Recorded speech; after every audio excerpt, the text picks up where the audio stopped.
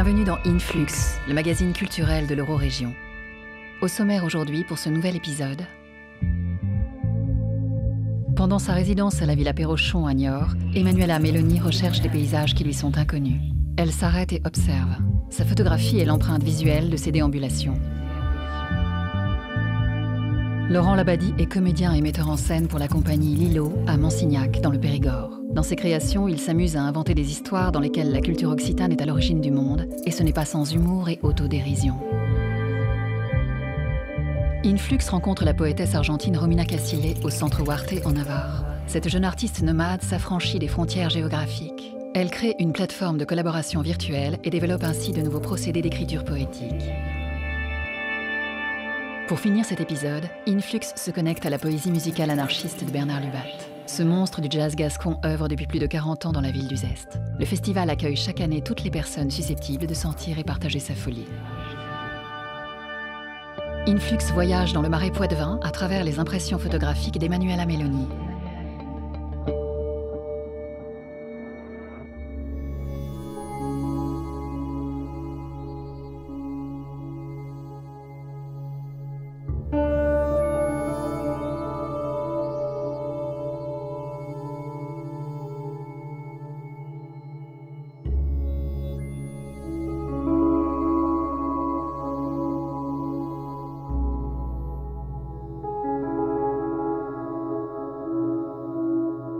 Cammino e vedo una luce, vedo un'atmosfera, sento un odore, sento un rumore e cerco l'immagine nella macchina fotografica.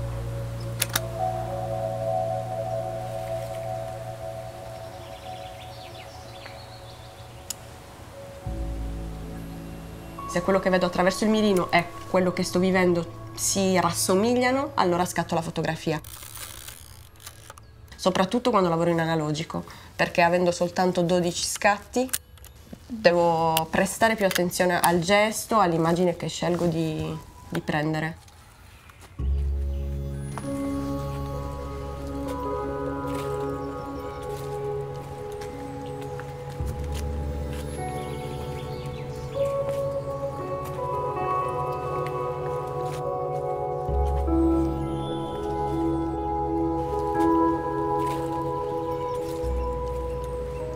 Non è che cerco in realtà qualcosa di specifico, semplicemente cerco di farmi attrarre da quello che vedo, da un'atmosfera.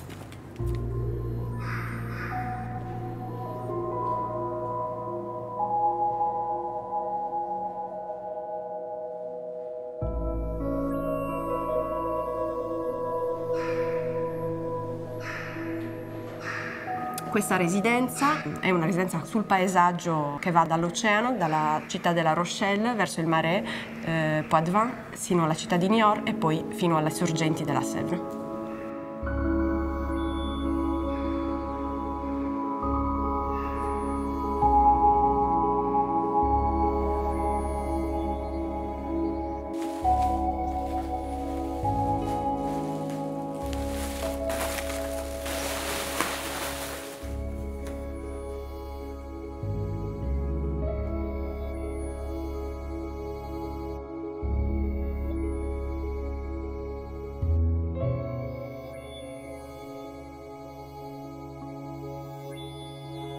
Io vengo dalla Sardegna, quindi un territorio mediterraneo, quindi mare e montagna molto vicino, invece qui ci troviamo più in pianura, una terra paludosa che è stata estremamente lavorata dall'uomo, quindi antropizzata. Quindi l'idea è stata quella di rappresentare il paesaggio senza mostrare l'uomo direttamente, ma facendo in modo che si potesse intuire la sua presenza attraverso delle piccole cose che possiamo vedere all'interno delle immagini.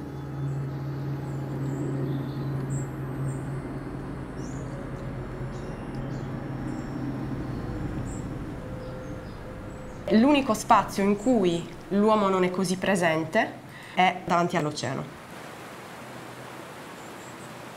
E oggi che faccio questa seconda parte di residenza nel territorio più interno, quindi dove ci sono le sorgenti della Sèvre, ritrovo questo stesso tipo di rapporto che ho trovato di fronte all'oceano. Quindi la natura che è più libera e più forte anche. E siamo noi a doverci adattare a lei più che lei a doversi adattare a noi.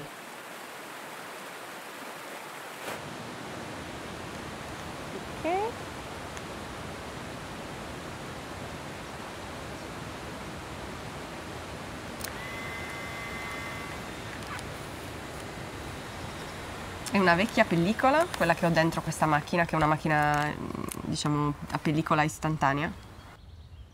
E quindi a volte esce un po' così, un po' più scura. Un po' aleatorio come effetto, però è bello perché è abbastanza contrastata questa pellicola e quindi mi piace il bianco e nero.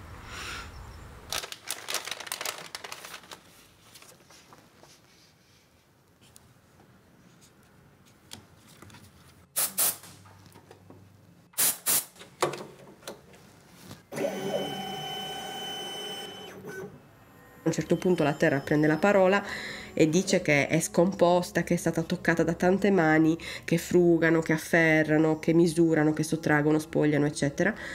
Le mani di tutti, e quindi a un certo punto ci sono queste mani che le porgono dei fiori, che sarebbero magari anche le mie mani o le mani di chi tratta bene la terra, tra virgolette, e lei dice: che vuoi che me ne faccia delle tue mani, no? Io non voglio essere più toccata, quindi stai zitta, tu, e ferma e non fare nessun rumore, lasciami fare. E quando la terra dice lasciami fare, ascolta, in realtà non dice niente, perché è attraverso le immagini, il filo e appunto queste trame che costruisco che lei parla sostanzialmente, quindi lo fa senza parole. E poi la fine è, appunto, dice: quando tu parli lo fai con un silenzio di onda, di vento, di albero solitario nei campi, di zolle e di pietra. Quando tu parli lo fai con un silenzio di onda e di vento, di albero solitario nei campi, di zolle e di pietra. Un grande silenzio incomprensibile, dove tutte le mani tornano a posto.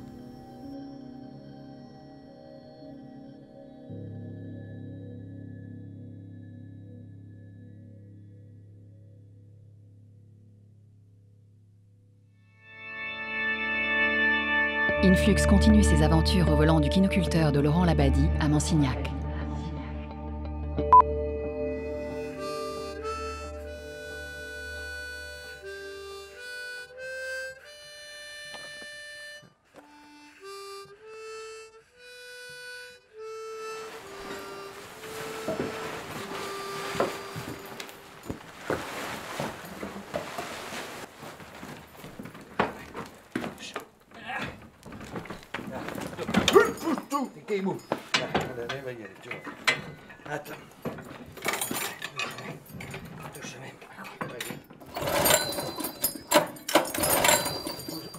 Bouge pas, allez.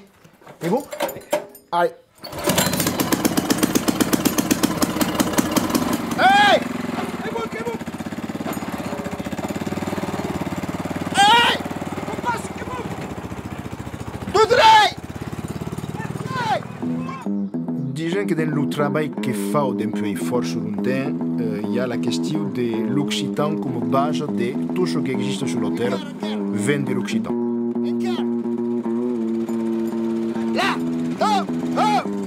Forchadament, l'idée est venue d'une quinoculture qui est une fabrication de Ludo de la compagnie Virus. Et maintenant, je me suis dit, c'est intéressant de fabriquer un court-métrage en occitan, donc un court-métrage muet, qui n'existe pas. Forchadament, un court-métrage muet, le premier court-métrage muet en occitan.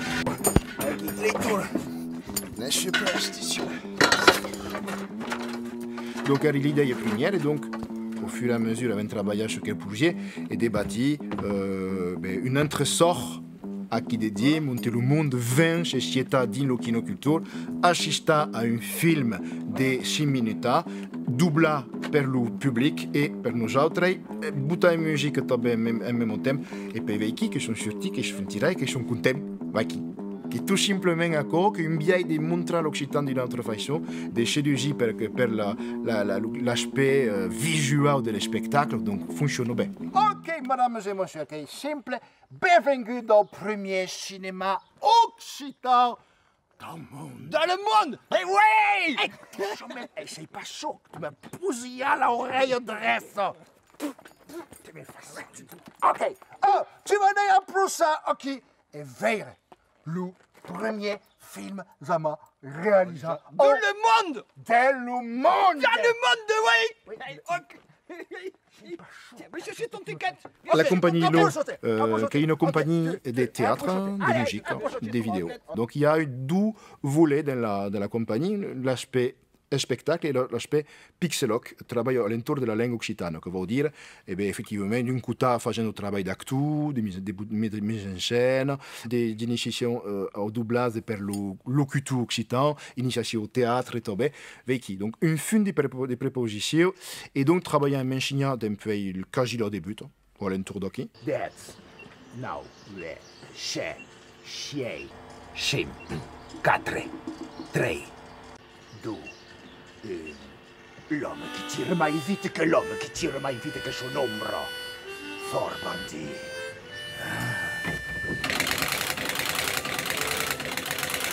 Tout ici arrive un Dieu. Le fait McCoy, taille jeté.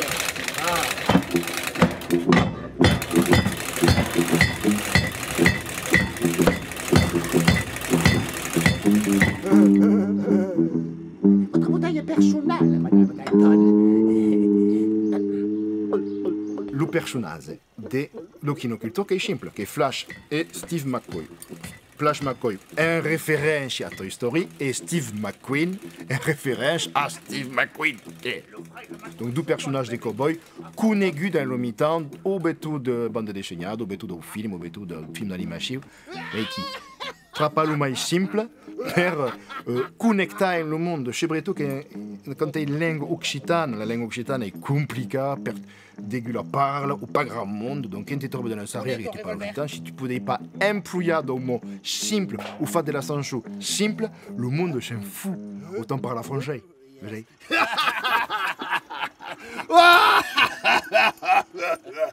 Quand tu commences en 2008 ou 2004, le premier spectacle en occitan, mon idée era de transgresser tout ce qui se passait dans le mi-temps occitan. C'est-à-dire que lui qui s'écrivait un peu l'occitan qui est tout, il faut remplacer la langue française tout coquille, me foutait, qui trouve complètement dépassé en fait. Donc, mais j'ai dit, nous, vous taper sur la tête des occitanistes, qui era la première sage qu'il fait.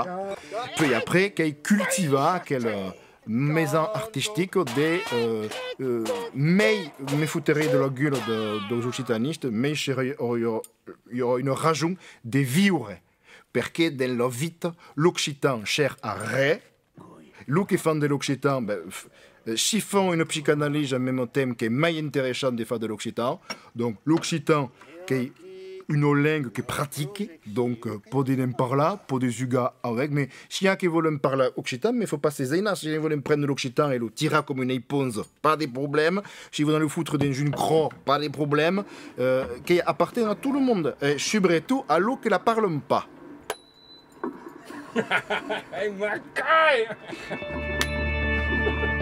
Influx continue ses explorations avec la poétesse argentine Romina Cassile au centre Huarte en Navarre.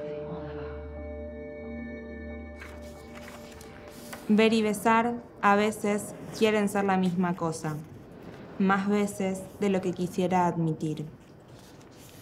¿Y si en vez de ver con los ojos, vemos con la boca? ¿Y qué se hace cuando la palabra es insuficiente? Se lame, se come, se besa, se hace espacio, se hace tiempo, se toca, se abraza. Regalemos espacios y lamidas para conocernos. Cuando la palabra es insuficiente, el cuerpo grita. Se hace todo lo que se puede hacer. Se evita todo lo demás. Se esquiva todo lo demás. Besemos y lamamos todo. Chapemos, chupemos, pasemos la lengua por todos lados. Ahora solo pienso en palabras y en lamer como una declaración de amor. Un fragmentito. Mi nombre es Romina Cassile, nací en Rosario, Argentina, y he estado realizando una residencia de arte en el Centro Huarte, en Navarra.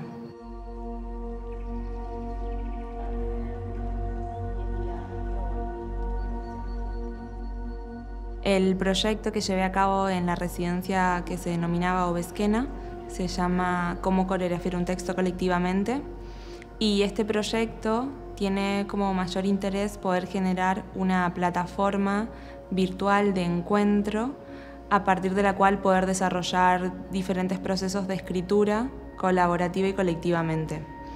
Las dinámicas constaban en generar encuentros, citas virtuales y a partir de preguntas disparadoras, una serie de personas que no se conocían entre sí comenzábamos a pensar en relación a determinados temas que tienen que ver con los afectos, con los modos de vincularnos. Me parecía muy interesante pensar, ¿no?, esta escritura también como una coreografía colectiva que se iba creando en el propio devenir y cómo esa conjunción daba como resultado nuevos pensamientos, nuevos modos de pensarnos cada uno de nosotros y de nosotras.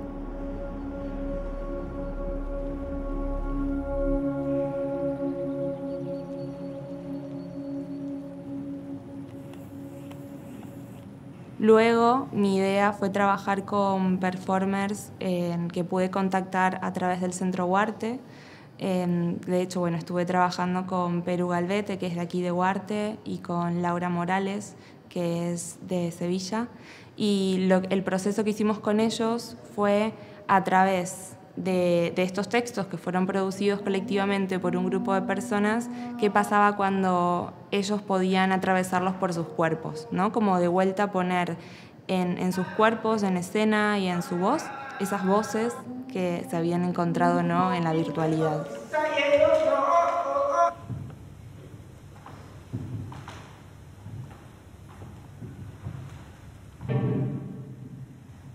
¿Lo estás usando? Se lame, se come, se besa, se va al baño, se hace espacio.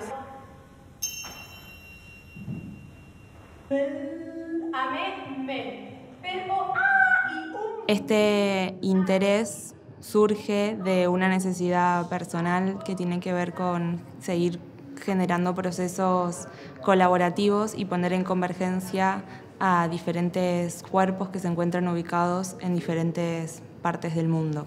Me gusta mucho trabajar con la idea de poder invocar cuerpos, ¿no? Como que en realidad todos estamos constituidos por un montón de voces, de paisajes, de otros cuerpos ¿no? y reconocer esa pluralidad interna me parece muy interesante.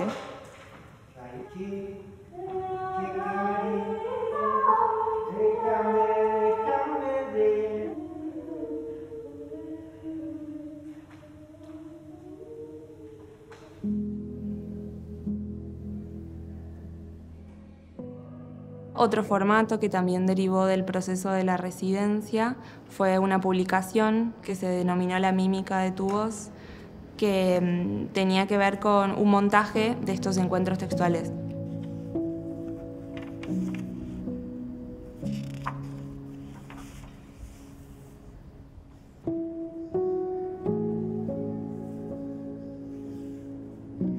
Uno de los mayores intereses de este proyecto tenía que ver con que, claro, cuando llegué a España, luego de haber estado viviendo en Argentina, me di cuenta que toda mi producción estaba fuertemente marcada por este modo de hacer colaborativo y afectivo.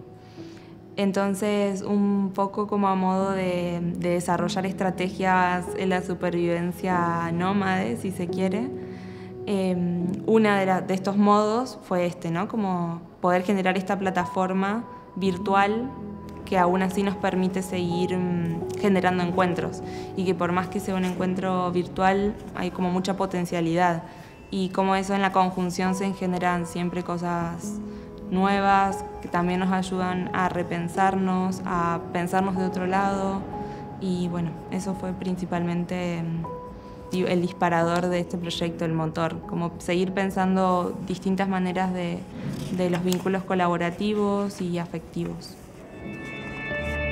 Pour ce dernier portrait, l'imprévisible et indomptable Bernard Lubat à Uzeste.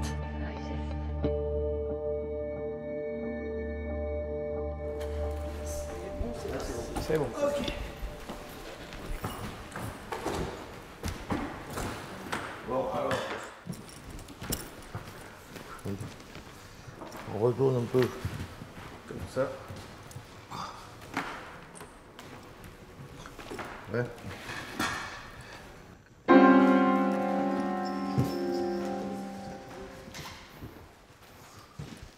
L'accordéon, il est là, je joue et je chante à l'accordéon, ici. Voilà.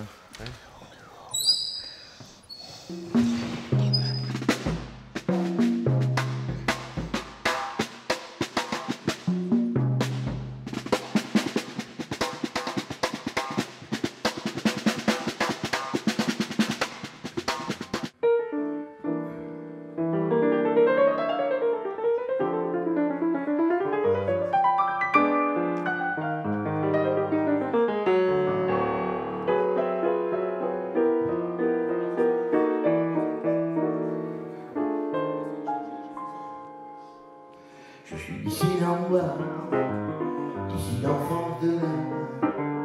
Je suis dissident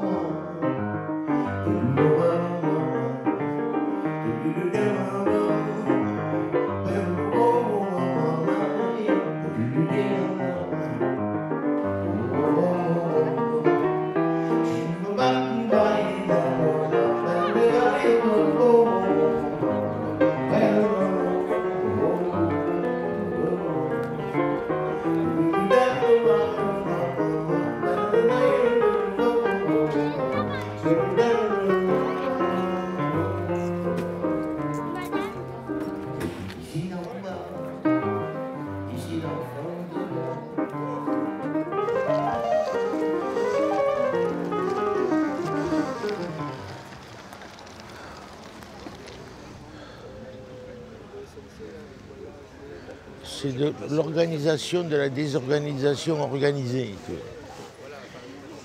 C'est un genre. En même temps, tout est écrit. Hein. Tu regardes le programme, tout est écrit tout est pensé de A jusqu'à Z et c'est pensé pour que ça soit dépensé. Donc c'est très fatigant, mais c'est très instructif. La liberté, ça s'apprend, quoi. On n'est pas avec. Et improviser, c'est se délivrer de l'illusion de se croire libre. Donc, c'est anti-système, si tu veux, quoi. Et pourtant, c'est quelque chose qui fonctionne. Je ne peux plus marcher à pied et en vélo, j'ai plus de souffle, alors c'est la merde, tu vois.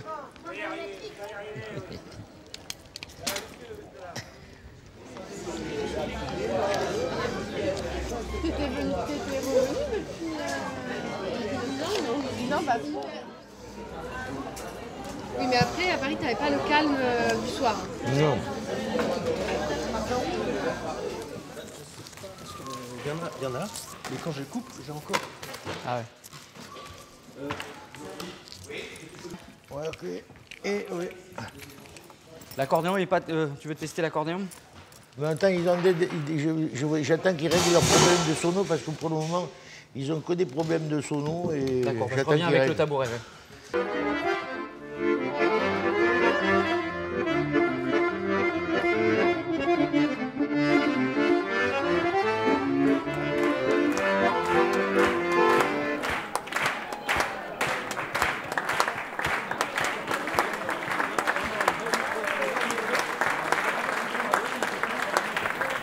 Et alors, si lutter pour ses droits, c'est prendre conscience de ses devoirs, résister à ses besoins, est-ce prendre conscience de ses désirs?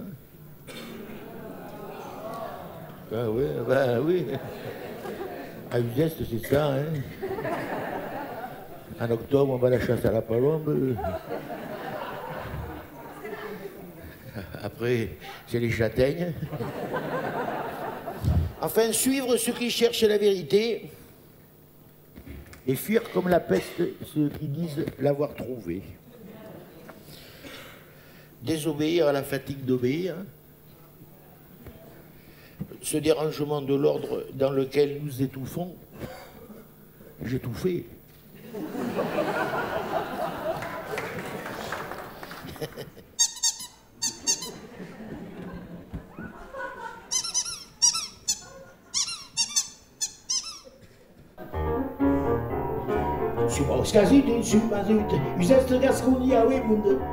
J'aime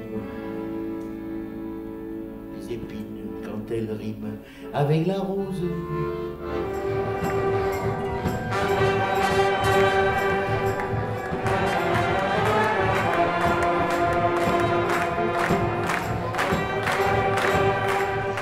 C'est une musique à vivre ici, pas à vendre. Voilà. Alors ça fait une musique qui est invendable. Ce qui est le but. Dans la vie, c'est fatigant, quoi. C'est passionnant, c'est révoltant, c'est signifiant, c'est épuisant. Salut, merci, Michel, à demain, à ce soir.